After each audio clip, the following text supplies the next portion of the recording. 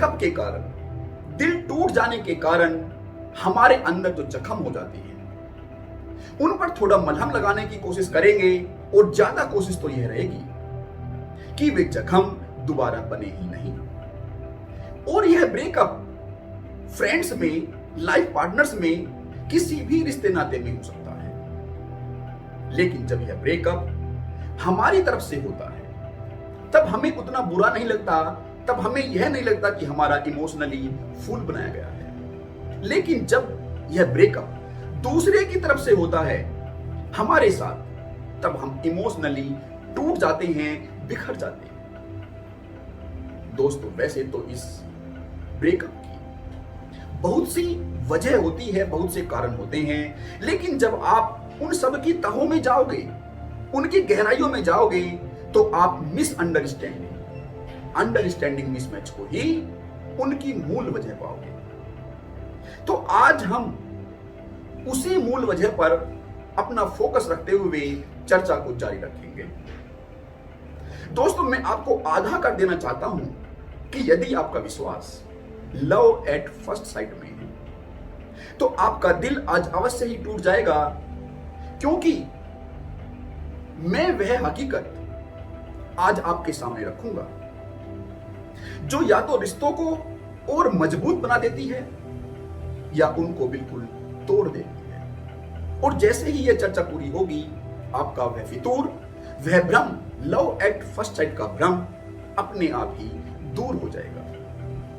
दोस्तों, समय और परिस्थिति एक सागर की तरह होती है जिन पर हमारे रिलेशन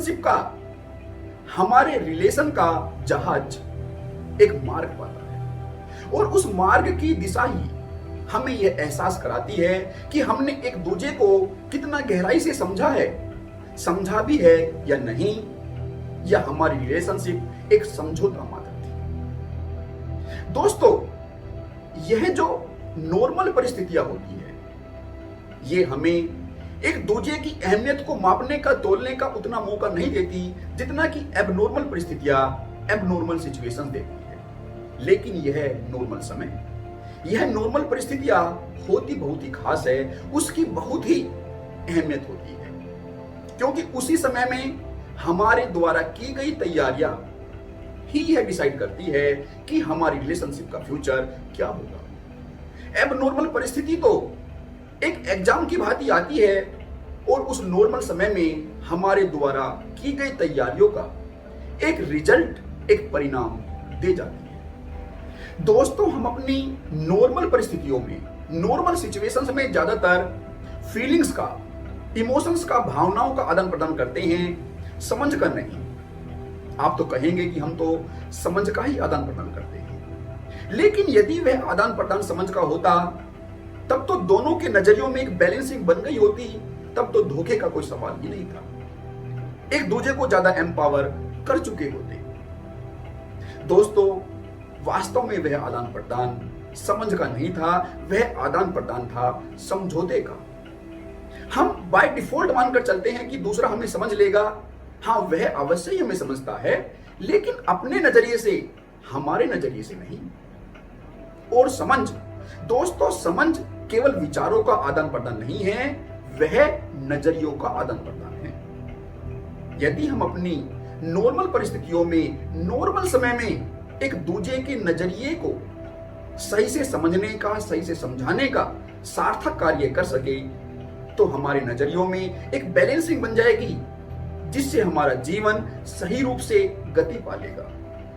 और समय के साथ यदि हमने यह नोटिस कर लिया अपनी समझ के अनुसार कि हमारे नजरियों में बहुत मिसमैच है, उनमें बैलेंसिंग नहीं हो सकती, तब हम बिना एक दूसरे को धोखा दिए हुए एक दूसरे से अलग हट सकते हैं। रास्तों में ही, रिश्तों में बिना बहुत दूर गए हुए, बिना ज्यादा अटैच हुए, तब हमें कोई रिग्रेट भी फील नहीं होगा। दोस्तों, ये सब बातें बहुत जरूरी है ताकि हमारा जीवन एक सही दिशा में गतिमान रहे, क्योंकि हमारी जो रिलेशनशिप है, जो हमारे रिलेशंस की क्वालिटी है, वह हमारे जीवन को दिशा देने में एक अहम रोल निभाती है।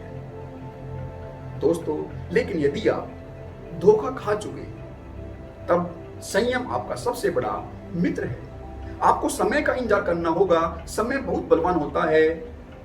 समय सब परिस्थितियों को बदल देगा, लेकिन तब तक परिस्थितियों की जो तपस है वह आपको झेलनी पड़ेगी। और जैसे ही वैसे ही समय आए तब आपको समझदारी के पेड़, समझौते के नहीं समझदारी के पेड़ लगाने हैं, ताकि यदि दोबारा वह परिस्थिति आए तो उसकी तपस कम हो जाए। दोस्तों, इस आशा के साथ कि आपको आज का सेशन अच्छा लगा होगा, मैं आपसे विदा लेता हूं। आपका मेरे साथ बने रहने के लिए तहे दिल से